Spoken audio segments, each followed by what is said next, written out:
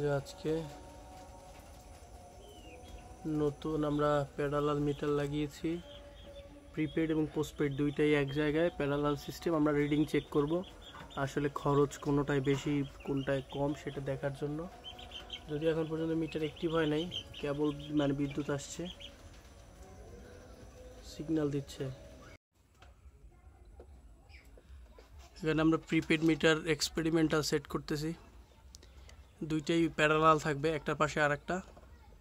আমরা এখানে কনজামশনটা আসলে এক্সপেরিমেন্ট করব 30 থেকে 60 দিন পর্যন্ত। যে প্রিপেইড আর পোস্টপেড মিটার, যেটা নিয়ে আসলে আমরা খুব বড় ধরনের একটা বিতর্কের মধ্যে আছি। আমরা কনফার্ম না যে আসলে কী ধরনের ত্রুটি, সুবিধা কিংবা অসুবিধা আছে। সেজন্য বিদ্যুৎ বিভাগের অধীনেই আমরা এক্সপেরিমেন্টাল 60 দিন পর্যন্ত প্রিপেইড এবং পোস্টপেড দুইটার কনজামশন দেখব, যে আসলে বিদ্যুৎ বিল অতিরিক্ত প্রিপেইড মিটারে ওঠে কিনা।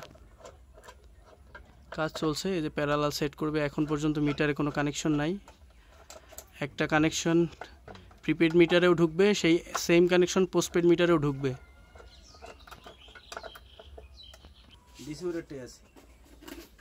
এটা কি একেবারে কি মারা ছিল? সরি নাম্বার 7 হ্যাঁ 4 না 3 4 1 আর কোড আছে না? ইমার্জেন্সি দিলি হবে।